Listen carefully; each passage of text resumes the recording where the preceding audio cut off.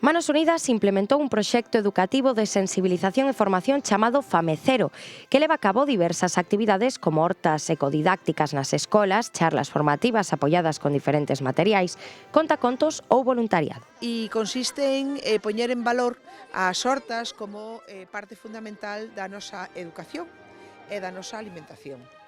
Ten varios puntos fortes, non? O primeiro, ou un dos primeiros, que non só se pasa fame no mundo pola falta de alimentos, sino que tamén se pasa malnutrición aquí ás veces por comeremos alimentos que non nos nutren, ¿sí?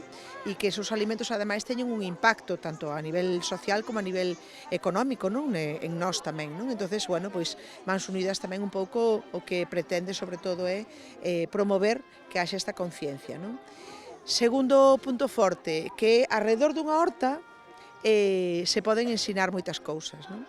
Se poden ensinar matemáticas, se poden ensinar física, química, por suposto bioloxía, historia, xeografía, bueno, todas as materias e todas as competencias, non?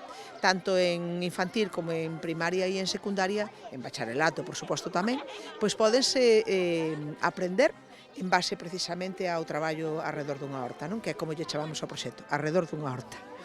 E despois hai outro punto forte moi importante que ten que ver con valorizar o feito de producir alimentos, non? A alimentación é suficiente e un dereito universal, mais esa universalización somos ben conscientes de que non é certa.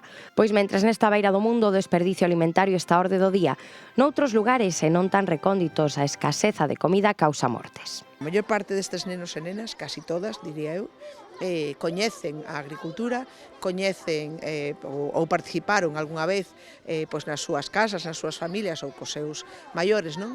En esta actividade de plantar alimentos, pero casi ningún ou ningunha se plantexa a posibilidade de ser agricultor ou agricultora ou gandeira, non?